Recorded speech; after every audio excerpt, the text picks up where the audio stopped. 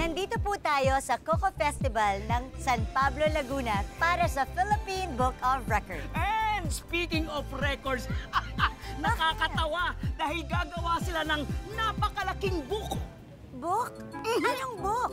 Gagawa sila ng napakalaking book nga. Mali, Gary. Itong gagawin nila, gagawa sila ng buko pie. Ah, buko pie! Eh, masarap tong buko pie. Ay, pasensya ka na, BH, dahil itong utak ko nga ay puro buk-buk. Oh, pero ito, yung small version. Nandito tayo para sa largest buko pie dito sa Pilipinas. Ayun, no? Largest? Smallest? Sa'yo smallest, akin largest. Come on, BH! Let's go there! Natin.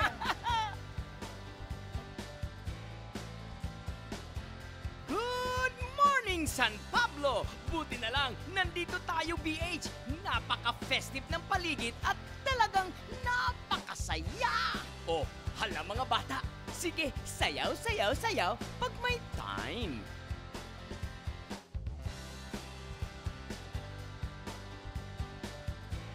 Mr. Ed, sobrang amazing naman itong ginawa nyo na largest buko pie.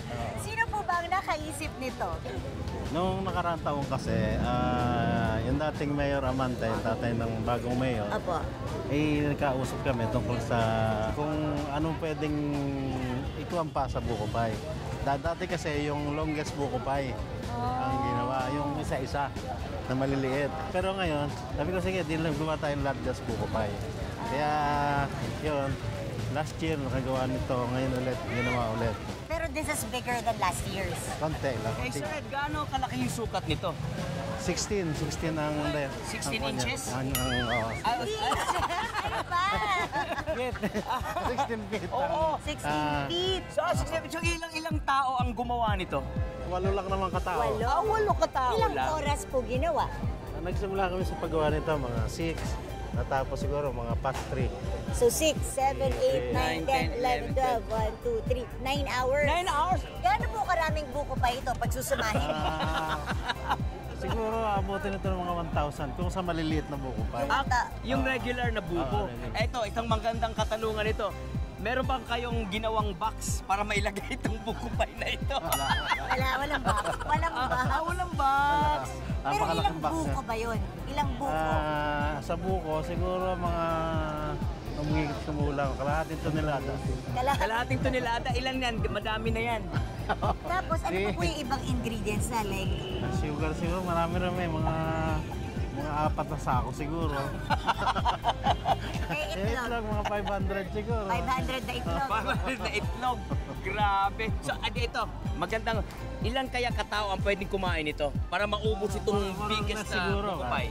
Kaya ito ng mga 5,000 to 8,000 katao. Wow, pwede nang mag-mass feeding ito. Oo nga, no? Pwede Ang na, dami. pwede.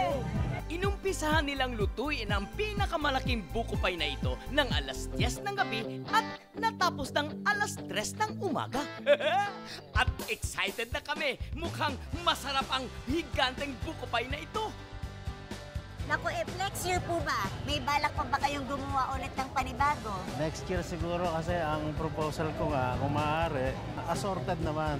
Halimbawa, itong outer layer ay buko pie. Susunod ay halimbawa makapuno pie. Susunod ay kasaba cake. Lahat gumagamit ng nyog. Yun, ang galing. Sige, abangan namin yan para next year makasama ulit kami Oo. sa Philippine Sige, Book of Records. Siyempre, lalakihan pa nila yung sukat. Oo, madali naman itong dugtungan. Madali ang dugtungan ng dugtungan. Magkano po ang naging cost nito? Isang tanong lang si Sal.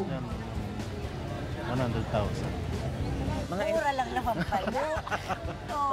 Magkano nga lang?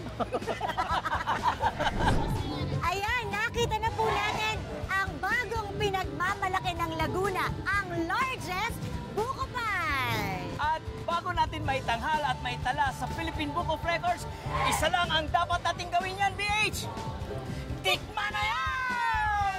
Ay, kulit! Thank you. Ang laki naman nito. Paano ba ito na? Grabe! Nainggit po kayo? Nainggit kayo? Ano?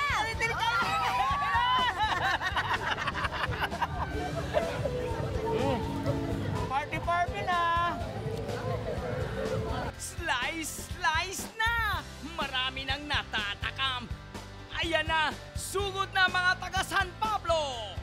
Oh, relax lang. Siguradong hindi kayo mauubusan yan.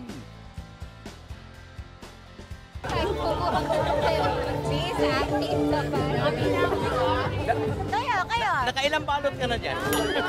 Parang minalas mo ata. For the record, alam nyo ba na ang Spolarium ay painting ng artist na si Juan Luna?